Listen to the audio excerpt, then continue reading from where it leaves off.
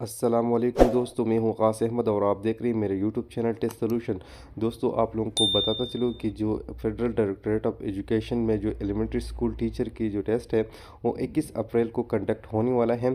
तो जितनी भी पोस्ट है, या चाहे कंप्यूटर साइंस के हो या फिर इंग्लिश के हो, इस तरह बायोलॉजी की है, केमिस्ट्री की है, मैथमेटिक्स की है, सब में एक चीज़ कॉमन है और वो है वर्बल रीजनिंग और एनालिटिकल रीजनिंग क्वेश्चन। ठीक है, इसका तकरीबन 50% वेटेज बनता है। अगर 100 एमसीक्यूज़ हो तो हर पेपर में 50 एमसीक्यूज़ वर्बल रीजनिंग और एनालिटिकल रीजनिंग से आएगा। तो आज मैं एक सीरीज शुरू करने वाला हूँ वर्बल रीजनिंग और एनालिटिकल रीजनिंग का। ठीक है, तो चलिए दोस्तों शुरू करते हैं। इस सीरीज का पहला क्वेश्चन हमारे पास है, question number 1, what will come next, यानी आगे क्या आएगा। ठीक है, हमारे पास है BDFH, इस तरह JLN नेक्स्ट जो ऑप्शन दी गई है उनमें से कौन सा ऑप्शन आएगा।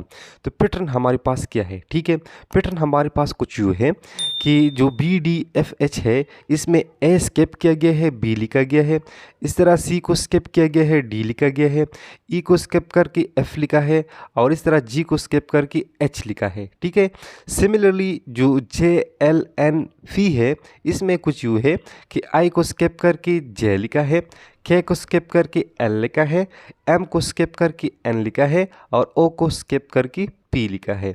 इस तरह के पैटर्न पर जो ऑप्शन है इसमें बी ऑप्शन ठीक आता है। बी ऑप्शन इसलिए ठीक आता है कि बी ऑप्शन में क्यू को स्किप करके आर लिखा है, फिर एस को जो है ना स्किप करके टी लिखा है, और यू को स्किप करके वी लिखा है, और डब्ल्यू को स्किप करके एक्स लिखा है। तो बी ऑप्शन ठीक है। ठीक है, इसमें एक लेटर को स्किप करके दूसरा लेटर लिखा गया है। कुछ इस तरह की पैटर्न बनता है। नेक्स्ट क्वेश्चन हमारे पास है, व्हाट विल कम नेक्स्ट, 1, 9, 25, 49। इधर पैटर्न कुछ इस तरह है कि एक को एक के साथ मल्टीप्लाई किया है तो एक आया है, फिर एक के बाद 3 आता है, 3, और इस तरह 5, इस तरह 7। तो 3 को 3 के साथ मल्टीप्लाई किया है, 9 आया है। 5 के साथ अगर 5 मल्टीप्लाई करें तो 25 आएगा, और इस तरह 7 को अगर 7 के साथ मल्टीप्लाई करें तो ये आ जाएगा क्या, ये आ जाएगा 49। अगर इस तरह के पैटर्न बनता है कि 1, 3, 5, 7 और 9 अगर 9 के साथ मल्टीप्लाई करेंगे तो ये आ जाएगा 81। बी ऑप्शन ठीक है। नेक्स्ट क्वेश्चन हमारे पास है, a Murshid a smaller than Azhar but taller than Ahmad, who is the tallest of the three. सवाल ये कहता है कि मुर्शिद एक लड़का है जो अजहर से छोटा है। ठीक है, बट टालर देन अहमद, लेकिन अहमद से क्या है, वो टालर है। Who is the tallest. तो इधर एक्सट्रीम कुछ इस तरह है कि अजहर जो है ना ये टालेस्ट है, और जो सबसे स्मॉलेस्ट है वो कौन है, वो अहमद है। जो दरमियाना वाला है वो कौन है, वो मुर्शिद है। अभी नीचे जो ऑप्शन दी गई है सवाल में पूछा गया है कि इसमें टालेस्ट कौन है। जो टालेस्ट ऑब्वियसली कौन हो गया, अजहर हो गया। अगर क्वेश्चन कुछ इस तरह आता है कि इसमें जो सबसे स्मॉलेस्ट कौन है तो फिर जो है ना अहमद हो गया। अगर दरमियाने वाला कद के बारे में पूछे कि दरमियाना वाला कौन है तो फिर जो है ना अहमद हो गया।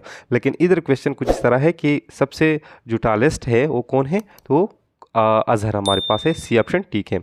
नेक्स्ट क्वेश्चन हमारे पास है, my mother is the sister of your brother, what relation am I to you. ठीक है, कि जो मेरे माँ हैं वो आपकी जो भाई है उसका बहन है। मतलब ये है कि आपकी भाई का बहन है, मतलब आपका भी बहन हो गया। अब अगर मेरी वालदा आपकी बहन है तो मेरा और आपका रिलेशन क्या है, आप मेरा मामू हैं और मैं आपका बांजा। तो इधर सही ऑप्शन हमारे पास क्या आता है, निफ्यू। निफ्यू अंग्रेजी में बांजा को भी कहा जाता है और इस तरह भतीजे को भी कहा जाता है, लेकिन इधर कंटेक्स्ट हमारे पास बांजा का बनता है। ठीक है, तो बी ऑप्शन ठीक है। नेक्स्ट क्वेश्चन हमारे पास है, 4 square as to 16 is 8 square as to.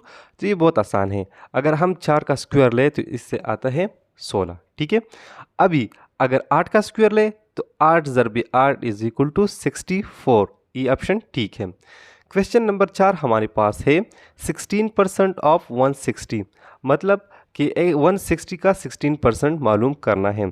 तो इसका आसान तरीका ये है कि सबसे पहले हम 16% को लिखेंगे 16% मल्टीप्लाई बाय 160, फिर 16% को हम कुछ इस तरह लिख सकते हैं कि 16 डिवाइड बाई 100। ठीक है, मल्टीप्लाई बाई 160। अभी जो 100 का 1 सिपर है ये जो है ना कैंसिल हो जाएगा, 160 की एक सिपर के साथ, तो ये बन जाएगा 16 मल्टीप्लाई बाई 16 डिवाइड बाई 10।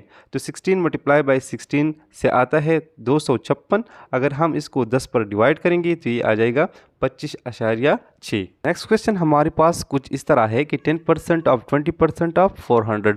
तो बज़ाहिर ये बहुत मुश्किल लग रहा है लेकिन बहुत आसान है। ठीक है, सबसे पहले हमें क्या करना है, जो 400 है इसका 20% मालूम करना है। तो हम लिखेंगे 20% ऑफ 400। ठीक है, तो 20% ऑफ 400 को हम कुछ इस तरह लिख सकते हैं कि 20 डिवाइड बाई 100 मल्टीप्लाई बाई 400। ठीक है, अभी 100 की 2 सिपर है, ये 400 की 2 सिपर के साथ उड़ जाएंगे। ठीक है, हमारे साथ बचेगा 20 मल्टीप्लाई बाई 4। तो 20 मल्टीप्लाई बाई 4 से क्या आता है, 20 4 80 आएगा। ठीक है, अब पहले स्टेप में हमने 20% ऑफ 400 मालूम किया तो इससे आ गया 80। अभी 80 का 10% हम मालूम करेंगे। ठीक है, तो 80 का 10% मालूम करने का तरीका भी यही है कि 10% मल्टीप्लाई बाई 80। 10% को हम लिख सकते हैं 10 डिवाइड बाई 100 मल्टीप्लाई बाई 80। ठीक है, अभी 100 की 2 सिपर है, एक सिपर 80 की एक सिपर के साथ कैंसिल करेंगे। ठीक है, और एक सिपर 10 की एक सिपर के साथ कैंसिल करेंगे तो हमारे साथ बच जाएगा 8। तो ये बहुत आसान क्वेश्चन है, आपने इस सबसे पहले इससे घबराना नहीं है। ठीक है, वर्बल एंड एनालिटिकल रीजनिंग के कुछ और क्वेश्चन हमारे पास ये है, which one is different from the rest. इधर कुछ ऑप्शन दी गई है कि इनमें वो कौन सा ऑप्शन है जो दूसरे से मुख्तलिफ है। ठीक है, पहला ऑप्शन है वीट गंदम, बी मेज जू, सी सनफ्लावर, डी रोज़, ई शुगर कैन। अगर आप इसको देखिए तो इनमें सबसे आर्ट जो है ना वो रोज़ है। रोज़ इसलिए है कि बाकी सब जो है ना अनाज वगैरह है, और रोज़ जो है ना ये फ्लावर है। It is the only flower among the option, that's why D option is correct. ठीक है, क्वेश्चन नंबर 7 हमारे पास है 1 4 10 22 46। ये एक सीरीज़ है। अभी नेक्स्ट क्या ऑप्शन आएगा, तो सीरीज़ का पैटर्न कुछ इस तरह है। आपने सबसे पहले पैटर्न मालूम करना है। ठीक है, तो फिर खुद ब खुद जो है ना आप ऑप्शन सही निकाल सकती हैं।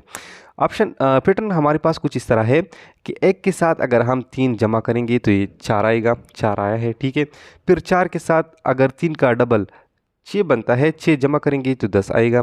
अब 6 का डबल 12 है, 12 अगर 10 के साथ जमा करेंगे तो ये आ जाएगा 22। 12 का डबल है 24, 24 अगर 22 के साथ हम जमा करेंगे तो ये आएगा 46। और 24 का जो डबल है वो 48 बनता है।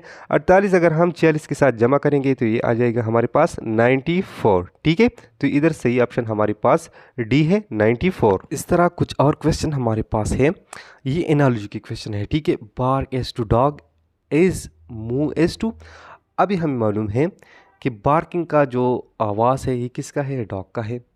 इस तरह मूव का जो आवाज़ है ये किस जानवर का है, ये काऊ का है, जिकाल का है, रेबिट का है, फ्रॉग का है, नहीं ये कैट का है, ए ऑप्शन ठीक है। इस तरह और भी क्वेश्चन आएंगे। ठीक है, नेक्स्ट क्वेश्चन हमारे पास है pick the odd one out. इधर कुछ ऑप्शन दी गई है, इसमें जो ऑड है जो इससे मुताबिकत नहीं रखता तो वो कौन सा है। ए ऑप्शन हमारे पास है iron, platinum, B steel, D cotton और ई गोल्ड। अब अगर ऑप्शन को देखिए ए सी बी और ई को, तो ये सारे हमारे पास कंडक्टर है। ठीक है, आयरन, प्लेटिनियम, स्टील, गोल्ड ये बहुत जो है ना ये मेटल है और फिर कंडक्टर है। और आप डी कॉटन को देखिए तो ये हमारे पास इंसुलेटर है, ये मेटल नॉन मेटल है। ठीक है, तो इधर हमारे पास आर वन कौन सा आता है, डी ऑप्शन ठीक आता है। तो ये था आज का वीडियो, उम्मीद है आप लोगों को पसंद आया होगा। अगर आप लोगों को पसंद आया है तो बराए करम आप हमारे इस चैनल को सब्सक्राइब करें और कमेंट ज़रूर कीजिए ताकि मैं आइंदा भी इस सीरीज़ को कंटिन्यू रखूं और आपके लिए मज़ीद इस तरह की अच्छी अच्छी वीडियो लाऊं और आप जो है ना अगले वाले टेस्ट जो 21 अप्रैल को कंडक्ट होने वाला है इसमें कामयाबी समेटी। आप लोगों का बहुत बहुत शुक्रिया।